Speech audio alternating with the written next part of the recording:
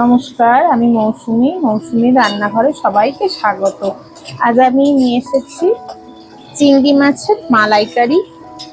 এই রান্নাটা আমি করে দেখাবো। এই রেসিপিটি আমি নিয়ে এসেছি। এখানে আমি চিংড়ি মাছগুলোকে ভালো করে ধুয়ে নুন, হলুদ, একটু লঙ্কার গুঁড়ো মাখিয়ে ভেজে নিয়েছি হালকা ভাবে। এই তেলেই আমি রান্নাটা করব। এই তেলে এবারে আমি গোটা গরম মশলা কটা ফাটিয়ে নিয়েছি, এলাচগুলোকে, লবঙ্গ আর দারচিনি দিলাম।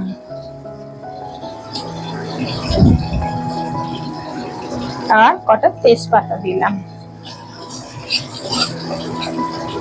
একটু হালকা ভাবে একটুখানি সুন্দর একটা গন্ধ বেরোলে তারপরে আমি পরপর মশলাগুলো দেব। বাটা মশলা, চিংড়ি মাছের মালাইকারি এত সুন্দর রান্না, একটা বলার অপেক্ষা রাখে না। খুবই লোভনীয় পদ।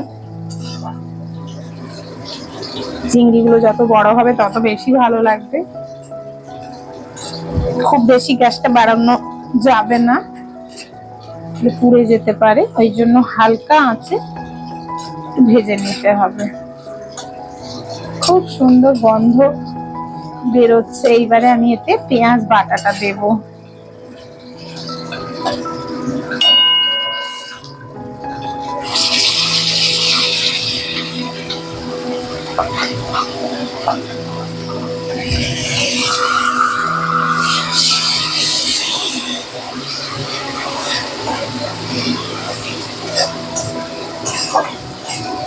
পেঁয়াজটা একটু নেড়ে নিই, একটু কাঁচা গন্ধটা চলে যায়।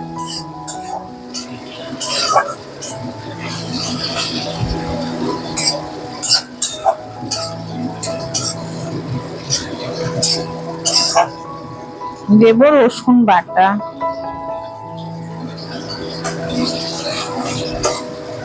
আর দেব আদা বাটা।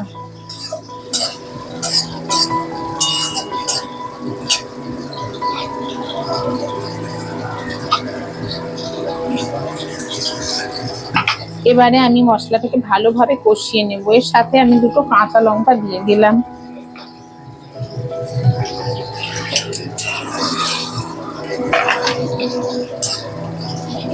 একটু গ্যাসটাকে বাড়িয়ে দিচ্ছি।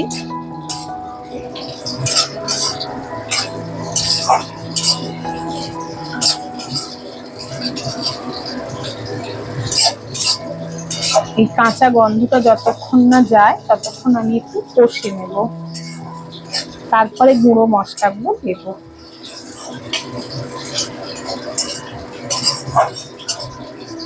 এখানে আমি নারকেলটা কুড়িয়ে গরম জল দিয়ে ছেঁকে দুধটা বের করে নিয়েছি।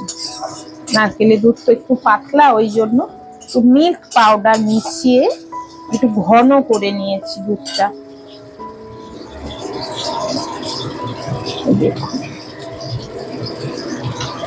এক বাটি দুধ একটু ঘন করে নিয়েছি, নারকেলের দুধের সাথে মিল্ক পাউডার মিশিয়ে একটু ঘন করে নিয়েছি।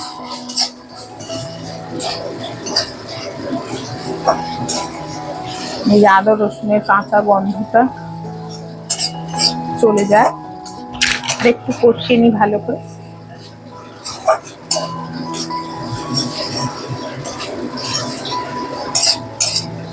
চিংড়ি মাছের মালাইকারি খুব সুন্দর একটা রান্না। আর 1 জানুয়ারি, ওই জন্যই ভাবলাম এই এত সুন্দর একটা পদ আমি আজকে বানাই।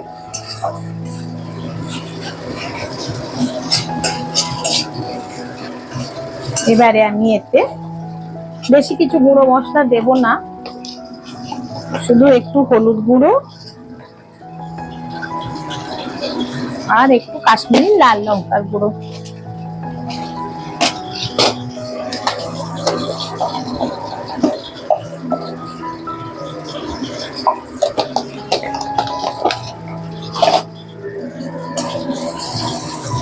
দিয়ে আমি এবার একটু কষে নেব।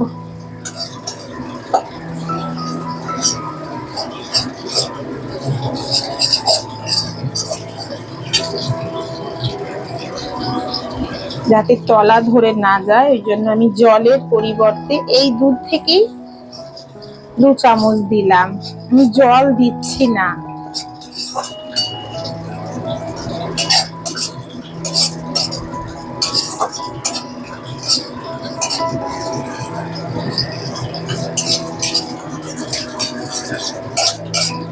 যাতে রান্নাটা খুব সুন্দর স্বাদ হয়, ওই জন্য আমি এখানে জলের ব্যবহার না করে দুধের ব্যবহার করছি।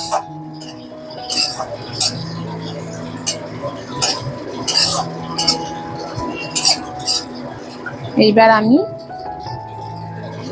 পুরো দুধটা এখানে দিয়ে দেব।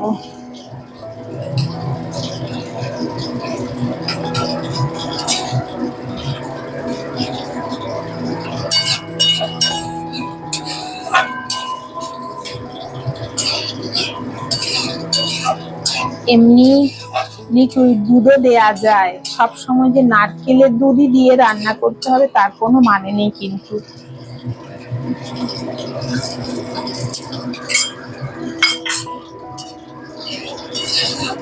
কম আঁচে রান্নাটা করতে হবে। আমি এবার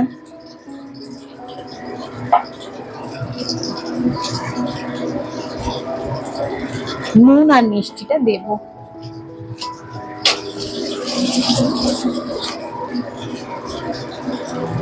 দেখুন কি সুন্দর রং হয়েছে। যেহেতু মাছে নুন হলুদ মাখানো আছে, ওই জন্য নুনের পরিমাণটা একটু কমই দিলাম। আর দেব একটু মিষ্টি। মিষ্টি তো দিতেই হবে।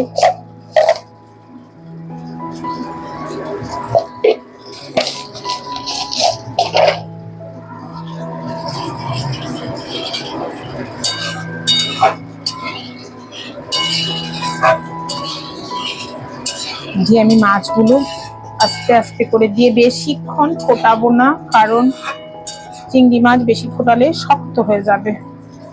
আমি মাছগুলোকে আস্তে আস্তে করে এর উপরে দিয়ে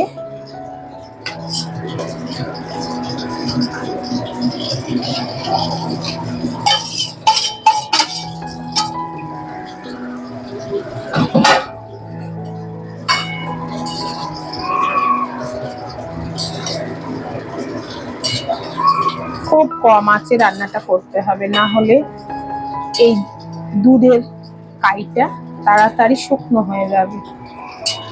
আর আমি এখানে কয়েকটা কিশমিশ দিয়ে দিচ্ছি। এটা আপনারা দিতেও পারেন, নাও দিতে পারেন।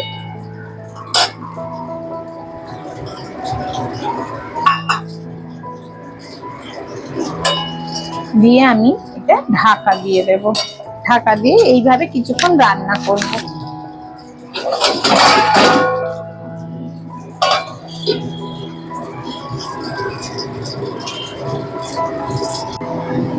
ঢাকাটা খুলে দেখি।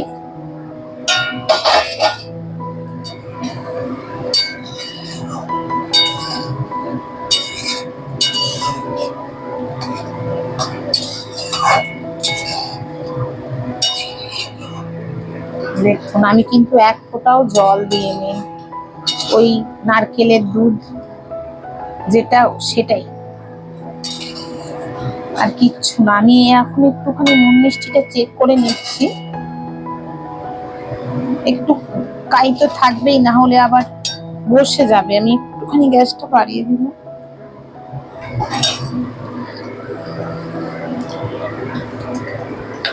একদম ঠিক আছে, পুরো রেস্টুরেন্টের মতো গন্ধ, দারুণ লাগছে, দারুণ।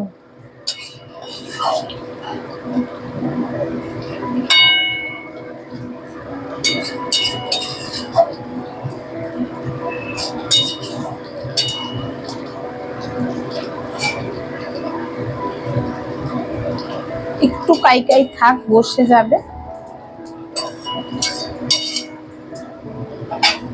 আমি একটু গরম মশলার গুঁড়ো দিয়ে একটু নেড়ে নেব, বন্ধ করে ঘি দিয়ে দেব। খুব সুন্দর টেস্ট হয়েছে, আপনারা অবশ্যই অবশ্যই বানাবেন।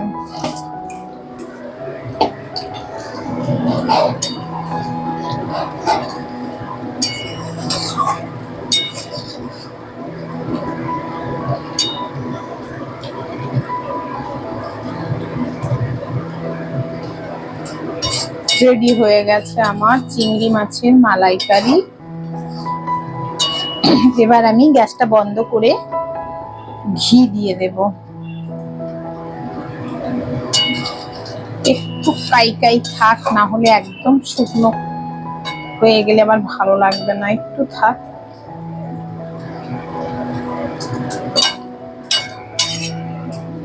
এই অবস্থায় আমি গ্যাসটা বন্ধ করে দিচ্ছি। বন্ধ করে আমি এখানে 1 চামচ মতো ঘি দিয়ে দিলাম। দিয়ে আমি ঢাকা দিয়ে দিলাম। 2 মিনিট রাখবো, তারপরে আমি গরম ভাতে পরিবেশন করব। তাহলে হয়ে গেল আমার আজকে চিংড়ি মাছের মালাইকারি। আসি তাহলে, নমস্কার।